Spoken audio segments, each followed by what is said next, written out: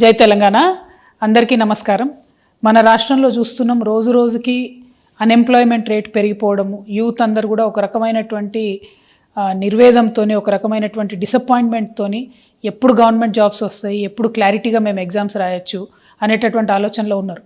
పాపం చాలామంది ఎస్పెషలీ గ్రామాలలో ఉండేటటువంటి యువమిత్రులందరూ కూడా వారి వారి కుటుంబాలను వదిలేసి, తల్లిదండ్రులను వదిలేసి, ఆ చిన్నపాటి వ్యవసాయం మీద వచ్చేటటువంటి డబ్బు తీసుకొని వచ్చి హైదరాబాద్లలో దిల్సుఖ్ నగర్లో, అశోక్ నగర్లో, కేపీహెచ్బిలో ఇట్లా ట్రైనింగ్ సెంటర్స్లో ఉంటూ కోచింగ్ తీసుకుంటూ వాళ్ళు ప్రయత్నం చేస్తూ ఉంటారు. ఈ యొక్క అంశం మనం గమనిస్తూనే వస్తున్నాం.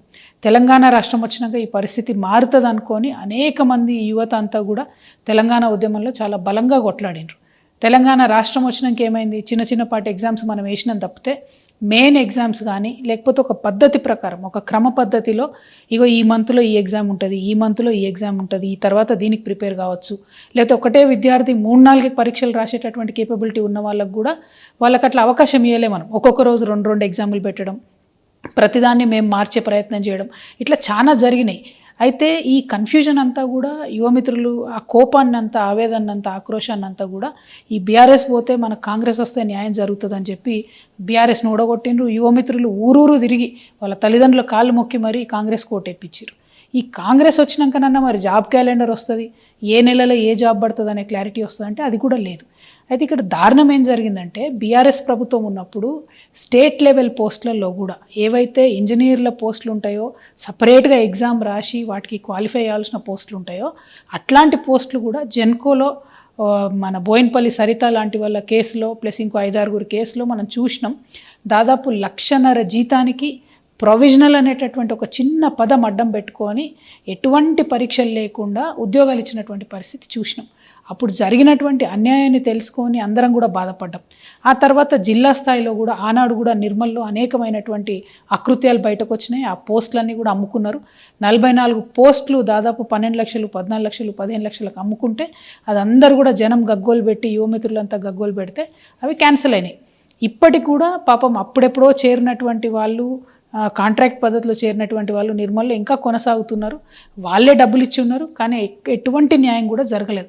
ఎందుకంటే అప్పుడు బీఆర్ఎస్లో ఉండి అన్యాయం చేసిన పెద్ద నాయకులంతా ఇప్పుడు కాంగ్రెస్లో వచ్చి చేరిండ్రు. సో ఈ పాలిటిక్స్ని దయచేసి యూత్ గమనించాలి. నేను ప్రభుత్వానికి హెచ్చరిక చేస్తూ ఉన్నా. నా దగ్గరికి చాలామంది యువమిత్రులు వచ్చిండ్రు. వారు భయపడుతున్నది ఏంటంటే, ఎట్లా అయితే బీఆర్ఎస్ గవర్నమెంట్లో రాష్ట్ర స్థాయి పోస్టులలో, జిల్లా స్థాయి పోస్టులలో అన్యాయం జరిగిందో, అది ట్రాన్స్కో కావచ్చు, జెన్కో కావచ్చు, ఇరిగేషన్ కావచ్చు, రెవెన్యూ కావచ్చు, అదేవిధంగా మున్సిపల్ కావచ్చు, ముఖ్యంగా మన ముఖ్యమంత్రి గారి శాఖ కావచ్చు, అన్ని జిల్లాలలో కూడా ఇప్పుడు కొన్ని పోస్టులు పడతా ఉన్నాయి. అవేంటి అంటే జూనియర్ అసిస్టెంట్లు, రికార్డ్ అసిస్టెంట్లు, ఆఫీస్ సబార్డినేట్ లాంటి ఇంకా అనేక పోస్టులు పడతా ఉన్నాయి. సో ఈ పోస్టులన్నీ కూడా ఎట్లాంటివి అంటే ఎస్సీ, ఎస్టీ, బీసీ బ్యాక్లాగ్ పోస్టులు, అంటే ఇదివరకు ఏవైతే నింపకుండా వదిలిపెట్టారో ఆ పోస్టులు, ఈ పోస్టులు అని.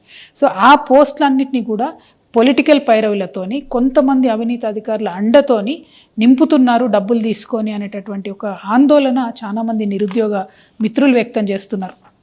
నా దగ్గరకు వచ్చి కలిసిన వాళ్ళలో నిజామాబాద్ కావచ్చు, కామారెడ్డి కావచ్చు, మహబూబ్ నగర్ కావచ్చు, కరీంనగర్, నిర్మల్, ఆదిలాబాద్, వికారాబాద్ ఇట్లా అనేక జిల్లాల నుండి యూత్ అంతా వచ్చి కూడా మాట్లాడుతున్నటువంటి సందర్భం. సో నేను ఈ ప్రభుత్వానికి ఒకటే హెచ్చరిక చేస్తూ ఉన్నా.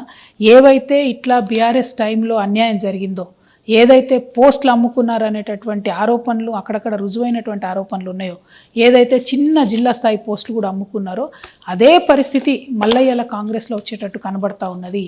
దయచేసి కళ్ళు తెరవండి, అధికారులకు స్ట్రిక్ట్ వార్నింగ్ ఇవ్వండి. నేను జిల్లా కలెక్టర్లందరినీ కూడా రిక్వెస్ట్ చేస్తూ ఉన్నా, ఈ డిపార్ట్మెంట్లో జిల్లా స్థాయి పోస్టులన్నీ కూడా మీ కలెక్టర్ల పరిధిలోనే ఉంటాయి. ప్రాపర్ ట్రాన్స్పరెంట్ రిక్రూట్మెంట్ చేయండి. చాలామంది యంగ్స్టర్స్ ఆశలు పెట్టుకొని ఉన్నారు, ఈ జాబ్స్ మాకు వస్తాయి, మేము సెటిల్ అవుతాం లైఫ్లో అనే ఆశతో ఉన్నారు. పైగా యువమిత్రుల్ని, మెరిట్ ఉన్న వాళ్ళని మనం ప్రోత్సహించినట్టయితే మన రాష్ట్ర అభివృద్ధిలో కూడా మంచిగా పాల్గొంటారు. కాబట్టి కలెక్టర్లకు నేను రిక్వెస్ట్ చేస్తూ ఉన్నా, మీరు చూడండి. ఇంకొక మాట కూడా నేను చెప్తా ఉన్నా, ఇవాళ అధికార పార్టీలో ఉన్నటువంటి వాళ్ళకైనా, ఈ అక్రమాలకు అండగా నిలబడే అధికారులకైనా ఎప్పుడో ఒకసారి భగవంతుడి దయ వల్ల మాకు కూడా అవకాశం వస్తుంది. అప్పుడు మాత్రం ఇట్లా డబ్బులు ఇచ్చి మీరు చేసినటువంటి ఉద్యోగాలకు కఠినాతి కఠినంగా శిక్ష వేస్తాం. నేను మిగతా యువమిత్రులకు కూడా చెప్తున్నా, డబ్బులు ఇచ్చి అడ్డదారిలో ఉద్యోగాలు తెచ్చుకునే ప్రయత్నం చేస్తే అది ఎక్కువ కాలం నిలబడదు. పైగా మెరిట్ ఉండి మంచిగా ఉన్నటువంటి వాళ్ళకు అన్యాయం జరుగుతుంది. కాబట్టి మీరు కూడా కొంత ఎఫర్ట్ పెట్టి చదివే ప్రయత్నం చేయండి. ఉద్యోగాలు కొనకుండా ఉద్యోగాల కోసం ఫైట్ చేసి, స్టడీ చేసి కొట్లాడి సాధించుకునే ప్రయత్నం చేయండి. మీకు అండగా జాగృతి నిలబడుతుంది. మెరిట్ స్టూడెంట్స్కి, పేద విద్యార్థులకి, ఉన్న అరెకరం అద్దెకరం పొలం అమ్ముకొని వచ్చి మీ మేధస్సు మీద మీరు డిపెండ్ అయ్యేటటువంటి మీ అందరికి కూడా జాగృతి అండగా నిలుస్తుందని చెప్పి తెలియజేస్తూ, ప్రభుత్వం కనువిప్పుతోని వెంటనే చూసుకోవాలి, కళ్ళు తెరవాలి, ఏమేం జరుగుతుందో జిల్లాలల్లో సీరియస్గా విచారణ చేయాలని చెప్పి నేను డిమాండ్ చేస్తూ ఉన్నాను. Thank you. జై తెలంగాణ, జై జాగృతి.